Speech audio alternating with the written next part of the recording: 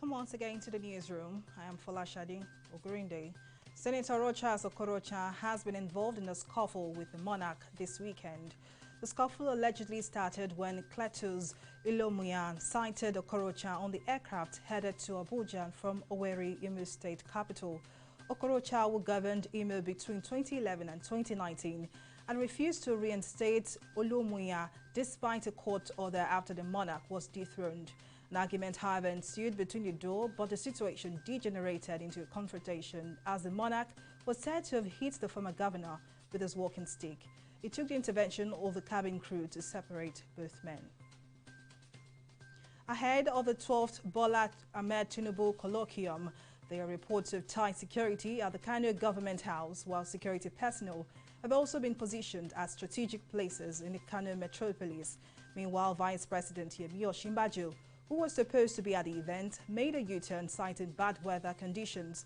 According to Osinbajo's spokesman Laolu Akonde, the Vice President would monitor the event virtually alongside President Muhammadu Buhari in Abuja. The event is holding on the same day as the 12th General Assembly of the National Council of Traditional Rulers of Nigeria in Kano State. Officers of the Nigerian Police Force Edo State Command have laid siege on some protesters kicking against the current hike in the pump price of petrol and the price of cement in the state. The police stopped the protesters at the main gate of the King Square roundabout, close to the palace of the Oba of Benin in Ring Road. The protesters were said to be heading to the government house to show their grievances. An international experts mission to Wuhan has concluded that it is very likely that COVID-19 first passed to humans from a bat through an intermediary animal, but ruling out a laboratory leak. The report from the international mission to Wuhan has been keenly anticipated ever since the expert team left China more than a month ago. During a press conference in Wuhan on February 9th, the experts and their Chinese counterparts made clear that they would not yet draw any firm conclusions, but said they had worked to rank a number of hypotheses according to how likely they were. And in business, the Senate Public Accounts Committee has again summoned the management of the Nigerian National Petroleum Corporation over alleged non-remittance of 4.07 trillion naira to the Federation accounts between 2010 and 2016. The management of the NNPC had appeared before the Senate panel penultimate week to explain how the 4.07 trillion naira was spent. The committee, however, asked the NNPC to provide it with the required details within a week so that the panel would either vacate or suspend the query.